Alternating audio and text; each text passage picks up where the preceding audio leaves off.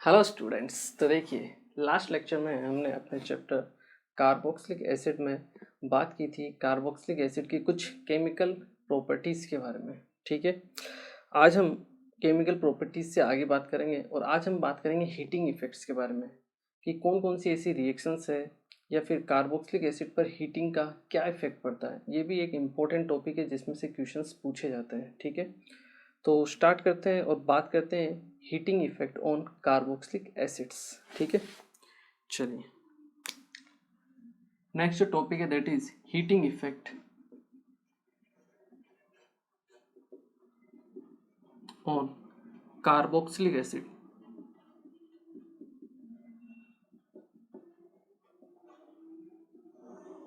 ठीक है, चलिए सबसे फर्स्ट जो रिएक्शन इसमें आती है that is soda lime decarboxylation. Soda lime decarboxylation. ठीक है, इसके बारे में हम पढ़ते हैं। ऑलरेडी हम इसमें 2-3 बार ये रिएक्शन पढ़ चुके हैं। ठीक है, R C double bond O H की जब आप रिएक्शन कराते हो, ठीक है, सोडा लाइम मतलब NaOH और CaO के साथ में।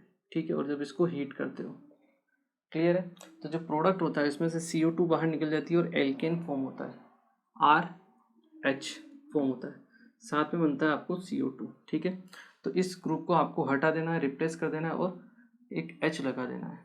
ठीक है, क्लियर सी बात है। तो सोडा लाइम डीकार्बोक्सिलेशन में क्या होता है, एक CO2 बाहर निकलता है, एक कार्बन कम हो जाता है और आपके पास एल्केन फॉर्म होती है। ठीक है, अब हम इसका मैकेनिज्म देखते हैं। NaOH और CO मैंने आपको पहले बताया, इसे हम क्या बोलते हैं, सोडा लाइम मिक्सचर। क्या बोलते हैं हम, soda lime mixture, soda lime mixture. चलिए हम मैकेनिज्म की तरफ बात कर लेते हैं। आर सी डबल मोडो OH। ठीक है, इसकी रिएक्शन होती है सबसे पहले किससे, NaOH से। तो एसिड बेस के रूप में रिएक्शन होती है, यहाँ से H माइनस बाहर निकल जाता है, H प्लस बाहर निकलता है, OH माइनस के साथ एसोसिएट हो जाता है, एक बनता है R C double bond O minus, साथ में Na प्लस फ्री और साथ में वाटर। क्लियर है। नेक्स्ट स्टेप में क्या होता है, ये जो एनायन आपका बना है R C double bond O minus. ठीक है, अब ऑक्सीजन पे क्या है, लोन पेयर है, माइनस चार्ज है, अनस्टेबल है, तो ये क्या करेगा जब हम इसको हीट करेंगे, लोन पेयर कन्वर्ट होता है पाई में और यहाँ से जो सिग्मा के इलेक्ट्रॉन है वो कन्वर्ट हो जाएंगे इसके लोन पेयर में और ये आपका बाहर निकल जाएगा आर माइनस की फॉर्म में और यहाँ से आपका CO2 गैस क्या हो जाएगी, एस्केप हो जाएगी। क्लियर है, CO2 गैस बाहर और आर माइनस बाहर, मतलब इस रिएक्शन में आपके पास बनता क्या है, बनता है आपके पास कार्ब एनायन। ठीक है, और यही इस रिएक्शन की क्या होती है, RDS होती है, स्लो स्टेप होती है, रेट डिटरमाइंड स्टेप होती है। ठीक है, तो जितना ज़्यादा स्टेबल ये आपका कार्ब एनायन बनेगा उतनी ही रेट ऑफ रिएक्शन क्या होगी, फास्ट होगी। क्लियर है। चलिए नेक्स्ट स्टेप में अगर हम बात करें, ये जो कार्ब एनायन है ये वाटर के साथ रिएक्शन करता है HOH और यहाँ से H प्लस को बाहर निकाल देता है और बना लेता है आपका RH एल्केन और OH माइनस बाहर। ठीक है, तो फर्स्ट स्टेप में OH माइनस यूज में आया और लास्ट स्टेप में बाहर निकल गया। तो OH माइनस क्या है, बेसिकली OH माइनस है आपका कैटेलिस्ट। क्या है, कैटेलिस्ट। ठीक है, इस चीज को आप नोट कीजिए एक बार। तो देखिए अब हम बात कर रहे थे किसके बारे में, OH माइनस की कॉन्सेंट्रेशन के बारे में। ठीक है, तो OH माइनस क्या है, कैटेलिस्ट है जिसकी कॉन्सेंट्रेशन कांस्टेंट रहती है। तो हम यहाँ पर ऐसा भी लिख सकते हैं कि D OH minus concentration with respect to time क्या होगी, 0, कोई चेंज नहीं होगा। या हम कह सकते हैं कि OH माइनस की जो कॉन्सेंट्रेशन होती है वो क्या होती है, आपकी कांस्टेंट होती है और OH माइनस क्या है इस रिएक्शन के लिए, कैटेलिस्ट। ठीक है, सेकंड चीज, यहाँ CaO का क्या पर्पज है, CaO जो आपकी CO2 गैस बन निकली है उसके साथ रिएक्शन करता है और क्या बना लेता है, CaCO3।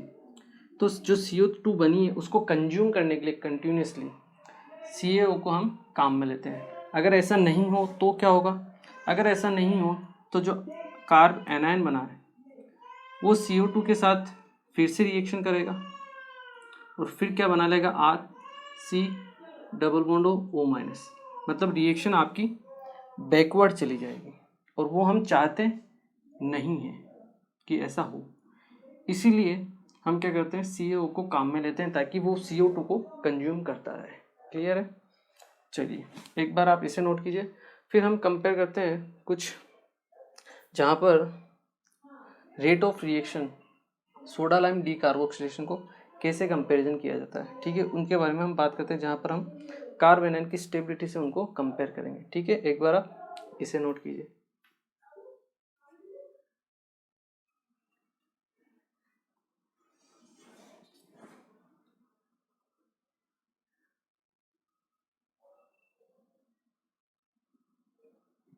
चलिए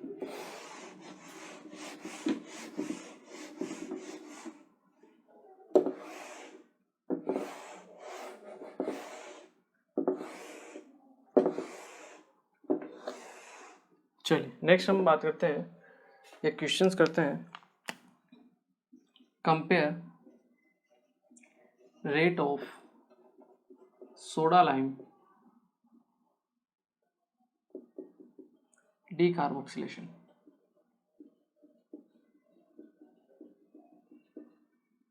अगर मान लो आपको कंपेयर करनी हो तो कैसे कंपेयर करेंगे? ठीक है, जैसे आपको कुछ क्वेश्चंस दे दिए जाए, COOH COOH COOH, ठीक है, और यहाँ पे कंपेयर करनी हो आपको सोडा लाइम डीकार्बोक्सिलेशन की रेट सबसे फास्ट किसके लिए होगी। तो हमें पता है इसमें क्या बनता है? कार्ब एनायन बनता है।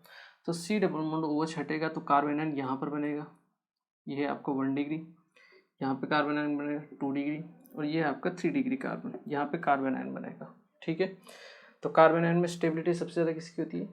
1 डिग्री की। करेक्ट है, तो 1 डिग्री इसके लिए रेट फास्ट, फिर 2 डिग्री और फिर 3 डिग्री। इस टाइप से क्वेश्चंस करने हैं। मान लो इस टाइप से क्वेश्चंस आ जाए,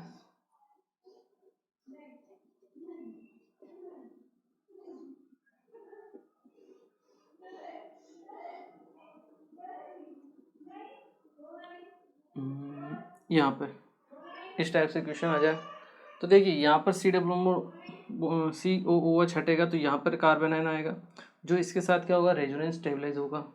यहाँ पर कार्बन आयन आएगा जो रेजोनेंस स्टेबलाइज नहीं होगा, तो इसकी स्टेबिलिटी ज़्यादा होगी, तो इसकी रेट ऑफ रिएक्शन फास्ट होगी। ठीक है, कुछ इक्वेशंस ऐसे आ जाए, मान लो जहाँ पर ये दे रखा हो,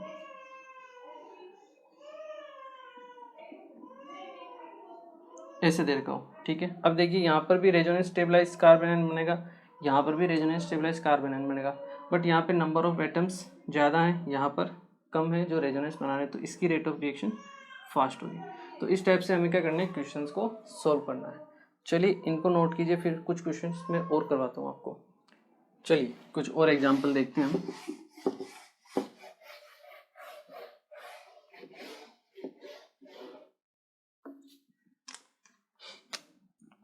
जैसे मान लो आपको ये दिया हुआ हो,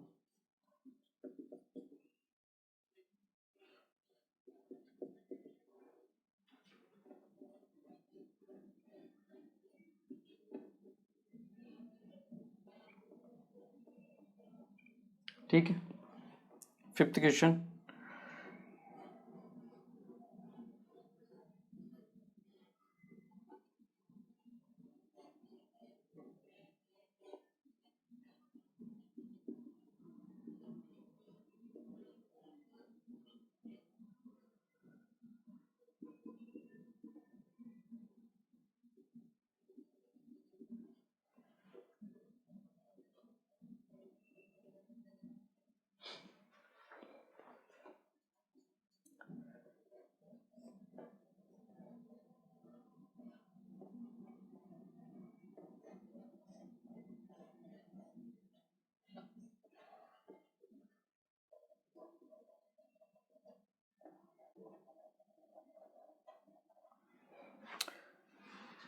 6 7th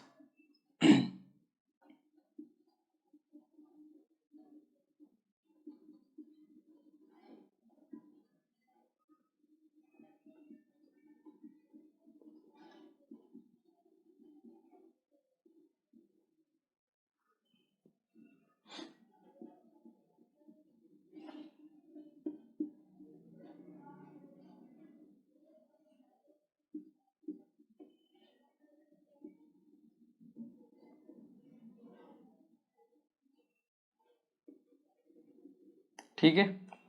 तो ये कुछ क्वेश्चंस हैं जो आपको क्या करना है, ट्राई करना है। आपको पता ही है रेट क्या है या स्टेबिलिटी क्या है।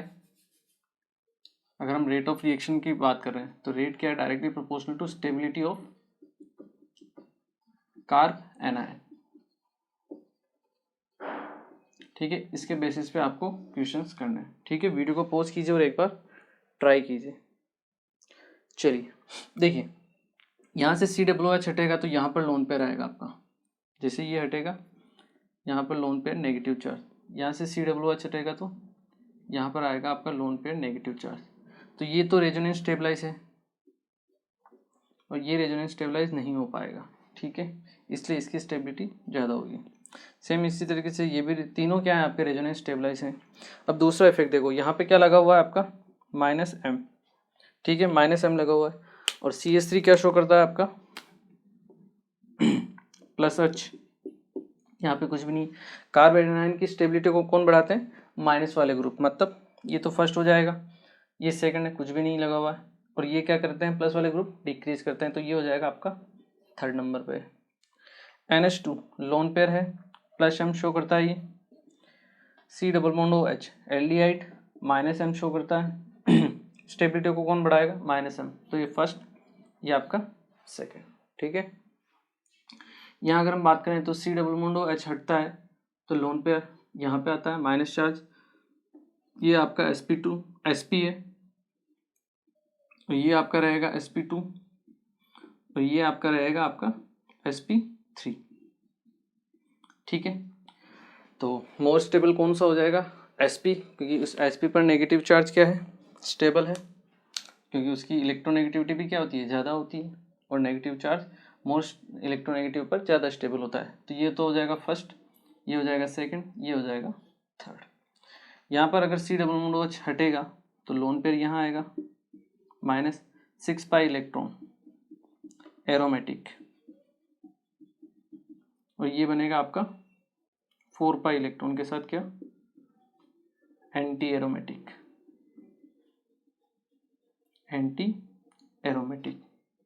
ठीक है, 4 पाई इलेक्ट्रॉन। तो मोस्ट स्टेबल होगा आपका ये वाला और इसी की रेट ऑफ रिएक्शन फास्ट होगी। ठीक है, चलिए इसे नोट कीजिए। फिर हम सेकंड टाइप की रिएक्शन के बारे में बात करते हैं। जो सेकंड टाइप का हीटिंग इफेक्ट है उसके बारे में हम बात करते हैं। ठीक है, चलिए नेक्स्ट हम बात करते हैं सेकंड हीटिंग इफेक्ट के बारे में।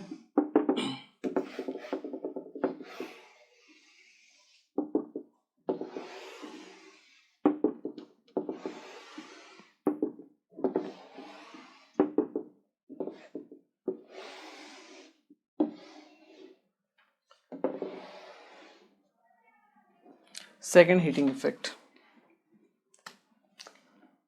सेकंड जो हीटिंग इफेक्ट है आपका, that is heating effect that is beta keto carboxylic acid. Beta keto carboxylic acid पर। ठीक है, फर्स्ट हमने देखा soda lime decarboxylation, second that is beta keto carboxylic acid. मतलब बीटा पोजीशन पर आपका क्या होना चाहिए, कार्बो कीटोन होना चाहिए। ठीक है, तो CH बीटा पोजीशन पर आपका क्या है, कीटोन ग्रुप है CH2 C≡OH। ठीक है, और यहाँ कोई भी आपका फंक्शनल ग्रुप R जुड़ा हुआ है। ठीक है, इसके रेस्पेक्ट में अगर हम बात करें फंक्शनल ग्रुप के रेस्पेक्ट में, ये अल्फा है, ये आपकी बीटा पोजीशन है। तो बीटा पर क्या है, कीटो। ठीक है, इसको जब हीट किया जाता है तो CO2 का क्या होता है, लॉस होता है और इस H को आप यहाँ से एसोसिएट कर दीजिए। आंसर आएगा R C≡CH3 with the loss of CO2 molecule, ठीक है। और इसी तरीके से आपको करना है। इसका मैकेनिज्म के बारे में बात कर लेते हैं, ठीक है। आपको तो वैसे डायरेक्ट ही करना है, लेकिन अगर मैकेनिज्म देखें तो RC double bond O CH2 C double bond O OH, ठीक है। इसको जब आप हीट करते हो, ठीक है, तो ये ऑक्सीजन जो है यहाँ से क्या करता है, इस OH माइनस को क्या कर लेता है, निकाल लेता है H प्लस को, ठीक है। जैसे यहाँ से H प्लस निकलेगा, यहाँ पर आएगा ऑक्सीजन पर नेगेटिव चार्ज, ठीक है। नेगेटिव चार्ज अनस्टेबल है, तो वो क्या करेगा, अपना लोन पेयर को डोनेट करेगा, पाई में कन्वर्ट करेगा। कार्बन का ऑक्टेट कंप्लीट हो जाएगा, क्योंकि 4 2 पहले थे, 2 और हो जाएंगे। वो क्या करेगा, नेक्स्ट 2 इलेक्ट्रॉन को इस तरफ शिफ्ट कर देगा, कुछ इस तरीके से। देखिए RC डबल बॉन्ड OH, यहाँ ऑक्सीजन पे आ जाएगा प्लस चार्ज, ठीक है। ये हाइड्रोजन दोनों अपने तरफ H प्लस के फॉर्म में बाहर निकल गया, ठीक है। मतलब ऑक्सीजन ने इस H प्लस को निकाल लिया, इस हाइड्रोजन को निकाल लिया, ये इससे एसोसिएट हो गया। अब ऑक्सीजन के पास आ गया आपका minus charge with the loss of 3 electron. तो वो क्या करेगा, ये दोनों इलेक्ट्रॉन को अपनी तरफ कन्वर्ट करेगा, इसमें पाई में कन्वर्ट करेगा। कार्बन पे 5 बॉन्ड हो जाएंगे, तो ये क्या करेगा, इस वाले बॉन्ड के दोनों इलेक्ट्रॉन इस कार्बन पर शिफ्ट हो जाएंगे, और इसी तरह क्या होती है, शिफ्टिंग होती है। तो यहाँ तो बन जाएगा आपका CH2 with the lone pair minus charge, क्योंकि ये दोनों इलेक्ट्रॉन इधर शिफ्ट हो गए। यहाँ कार्बन है, यहाँ आ जाएगा आपका डबल बॉन्ड, क्योंकि दोनों इलेक्ट्रॉन यहाँ से जो गए लोन पेयर में, वो पाई में कन्वर्ट हो गए C। ये आया आपका डबल बॉन्ड O, और ये दोनों इलेक्ट्रॉन यहाँ पर आ गए CH2 माइनस चार्ज, इस तरीके से। और ये CO2 मॉलिक्यूल आपका क्या हो गया, बाहर हो गया। ये क्या है आपका CO2 जो बाहर हो गया, ठीक है, कुछ इस तरीके से। और नेक्स्ट स्टेप में क्या करेंगे, ये प्रोटॉन एक्सचेंज कर लेंगे, RC डबल बॉन्ड O और CH3 बन जाएगा, ठीक है। H प्लस यहाँ से निकलेगा और इसी कार्बन से एसोसिएट हो जाएगा, ठीक है। तो ऐसा कोई मैकेनिज्म को समझने की जरूरत नहीं है, आपको तो डायरेक्ट याद रखना है। CO2 मॉलिक्यूल का आपको निकालना है, H जोड़ दीजिए आप सीधे किस पोजीशन पर, अल्फा और बीटा पर कीटो होना चाहिए तभी, या अल्फा पर होगा तब भी नहीं होगा, और गामा पर होगा तब भी नहीं होगा। किस पर होगा, केवल और केवल बीटा पोजीशन पर, ठीक है। बाकी आगे हम बात करेंगे। तो बीटा पोजीशन पर आपका कीटो ग्रुप है, तो क्या होगा, CO2 मॉलिक्यूल को हटा दीजिए और वहाँ से H जोड़ दीजिए, इस H को यहाँ से, क्लियर है। इस टाइप का मैकेनिज्म, जैसे अगर हम क्वेश्चन करें, इस टाइप से क्वेश्चन आ सकते हैं इस पे।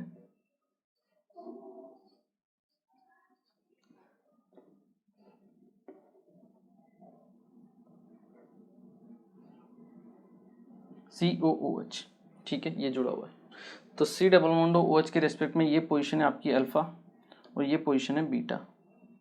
और बीटा पर क्या है, आपके पास कीटो ग्रुप है।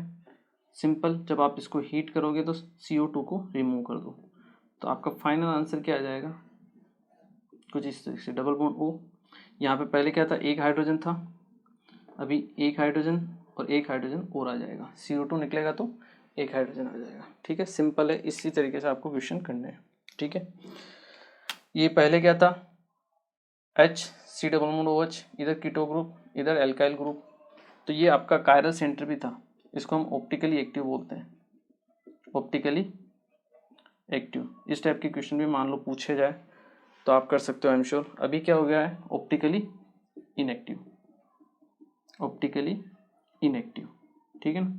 तो इस टाइप के क्वेश्चंस आप कर सकते हो, आई थिंक क्लियर है। इस पे और कौन कौन से क्वेश्चंस बनते हैं वो मैं आपको बताता हूँ, एक बार आप इसे नोट कीजिए।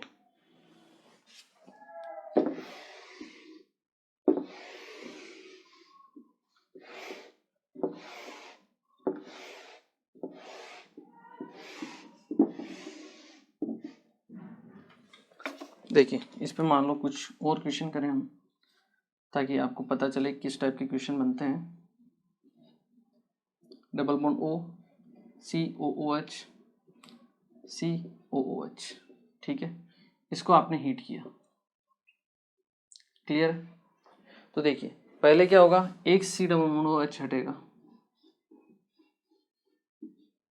डबल बॉन्ड O, एक एच हटेगा और यहाँ पे एक हाइड्रोजन पहले था, दूसरा हाइड्रोजन आ जाएगा और COOH रहेगा। ठीक है, फर्दर जब हम इसको हीट करेंगे तो दूसरा वाला CO2 मॉलिक्यूल भी रिमूव हो जाएगा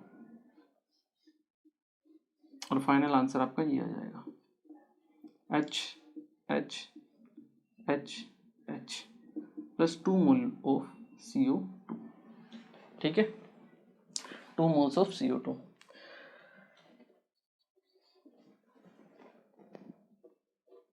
मान लो इस टाइप के क्वेश्चन दिए जाए आपको,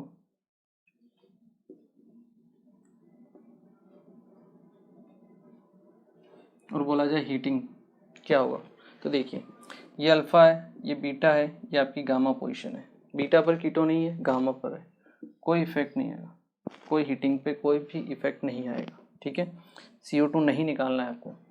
क्लियर है?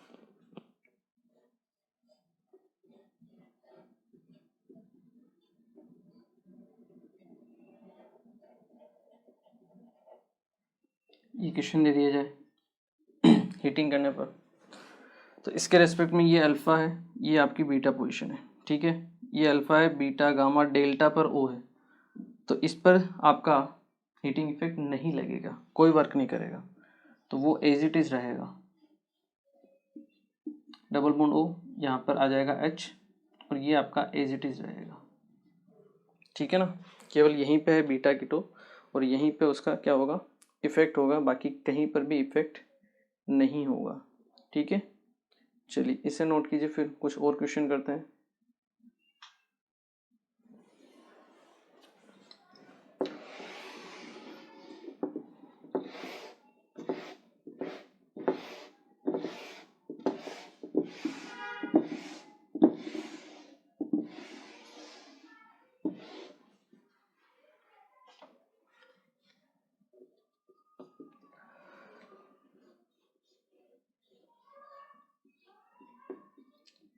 COOH,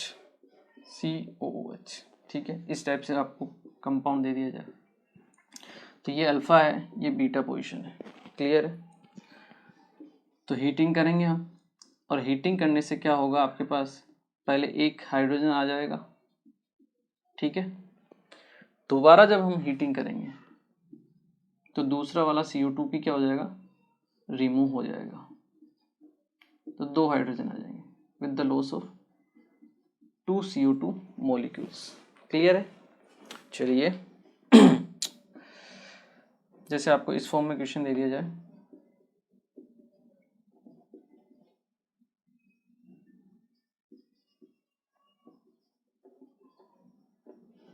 इसको आपने हीट किया। ठीक है तो देखिए जब हीट करोगे तो क्या होगा, यहाँ तो H आ जाएगा क्योंकि ये अल्फा पोजीशन है और बीटा है, और बीटा पर क्या है आपका कीटो ग्रुप है, तो CO2 निकलेगा H, यहाँ H, यहाँ D और यहाँ पर C double bond O CH3। ठीक है, पहले क्या था, ये आपका चारों ग्रुप डिफरेंट थे, ऑप्टिकली एक्टिव, अभी क्या हो गए, डिफरेंट हो गए, तो ये ऑप्टिकली क्या सेम हो गए, मतलब हाइड्रोजन हाइड्रोजन, तो ऑप्टिकली इनएक्टिव। ऐसे क्वेश्चंस पूछे जा सकते हैं। ठीक है, पता होना चाहिए भाई हाँ कैसे क्वेश्चंस को सोल्व करना है। ठीक है, चलिए इसे नोट कीजिए, फिर हम आगे का और कुछ हीटिंग इफेक्ट है थर्ड टाइप का, उसके बारे में बात करते हैं। चलिए नेक्स्ट हम थर्ड देखते हैं हीटिंग इफेक्ट, दैट इज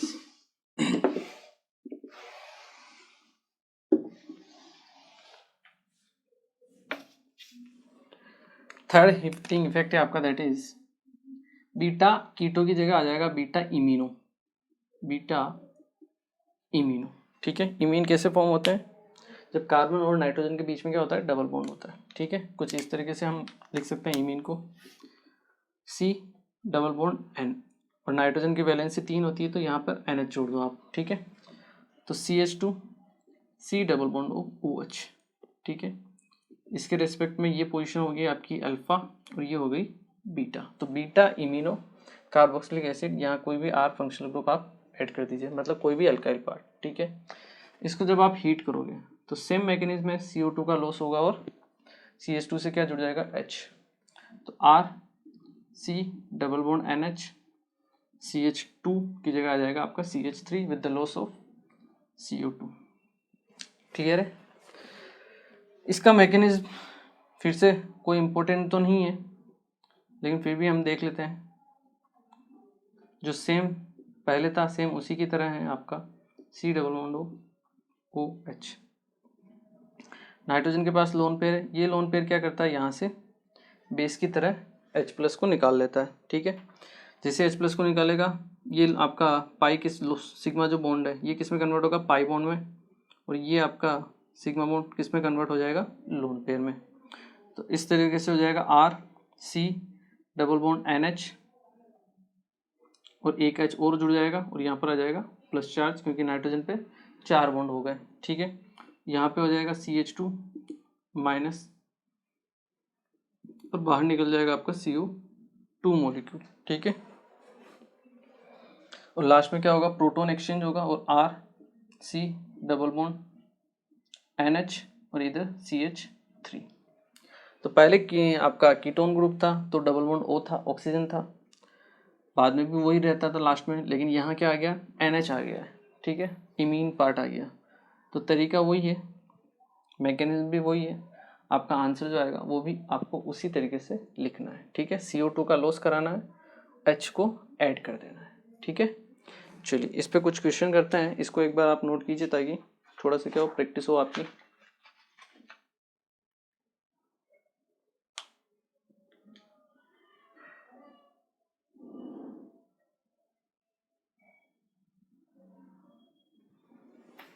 चलिए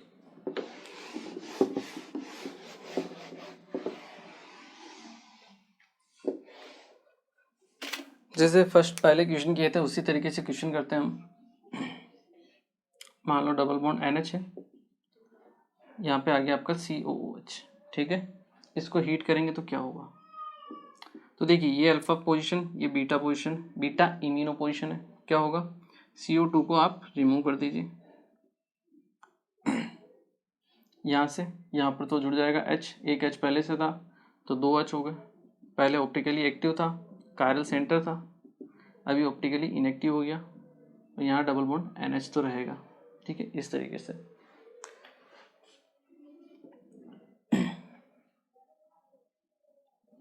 सेम जैसे एक ग्रुप हमने लगाया वैसे आपके 2 ग्रुप भी आप लगा सकते हो, जैसे NH COOH, यहाँ पर भी COOH। ठीक है, इसको जब हीट करेंगे तो ये अल्फा ये बीटा, ये अल्फा ये बीटा, बीटा पोजीशन पे इमीन है दोनों के लिए, तो आप दोनों से H लगा दीजिए और यहाँ जोड़ दीजिए डबल बॉन्ड NH, इस तरीके से। ठीक है, ऐसे क्वेश्चन भी पूछे जा सकते हैं, जैसे डबल बॉन्ड NH COOH। ठीक है,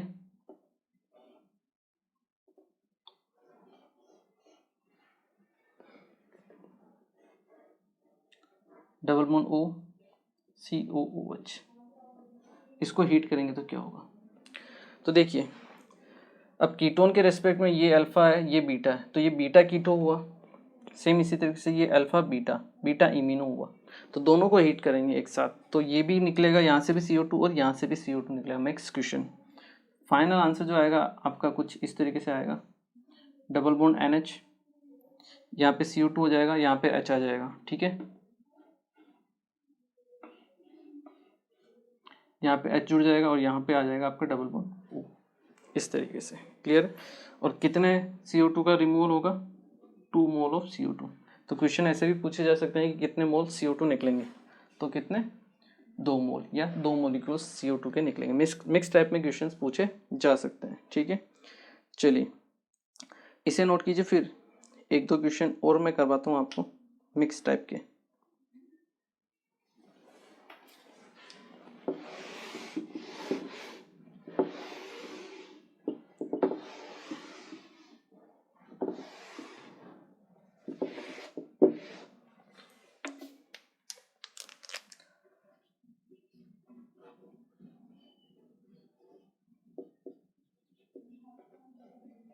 COOH COOH, ठीक है।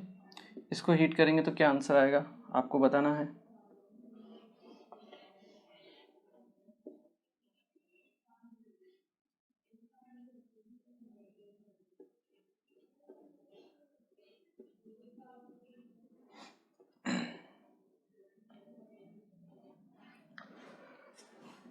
इसको हीट करेंगे तो क्या आंसर आएगा वो बताना है आपको, ठीक है। हो जाएगा, ऐसा कुछ बड़ी बात है नहीं।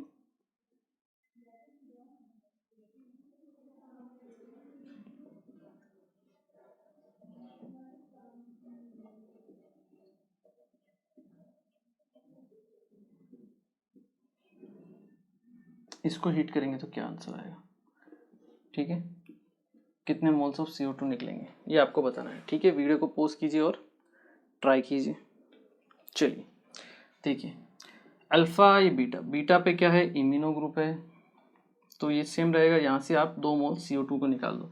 मैंने आपको पहले ही बताया था कि एक कार्बन पर 2 CO2 COOH स्टेबल नहीं होते हैं, ठीक है, क्योंकि वहाँ से CO2 रिमूव हो जाती है अगर हम हीट करते हैं तो। ठीक उसी तरीके से आपके हीटिंग करने पर भी क्या होता है, CO2 मॉलिक्यूल का क्या होता है, रिमूव हो जाता है। तो यहाँ पे एक H फिर दूसरा H आ जाएगा, ठीक है। दोनों मैंने एक साथ लिख दिए।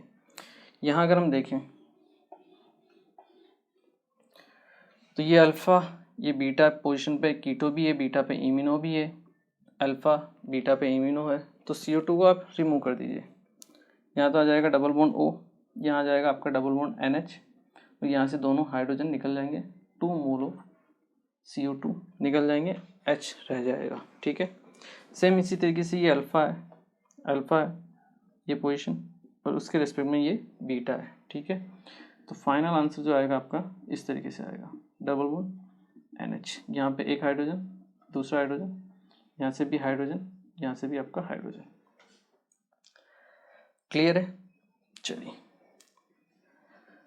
साथ में 2 मोल ऑफ CO2 बन जाएगा।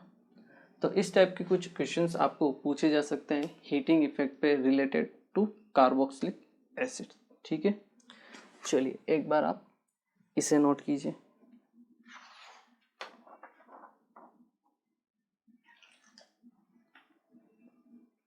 ओके, तो देखिए आज के लेक्चर में हमने हीटिंग इफेक्ट के बारे में बात की। इंपॉर्टेंट टॉपिक है ये आपका कार्बोक्सिलिक एसिड पर हीटिंग इफेक्ट, ठीक है।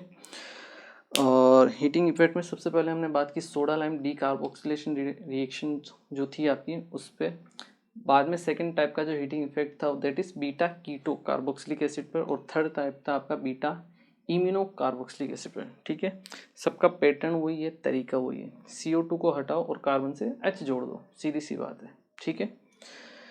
चलिए आज के लेक्चर को हम यहीं फिनिश करते हैं। इसके अभी और भी हीटिंग इफेक्ट बाकी हैं, ठीक है, और उनको हम पढ़ेंगे अपने नेक्स्ट लेक्चर में, ठीक है। तो चलिए मिलते हैं फिर next lecture. Thank you very much.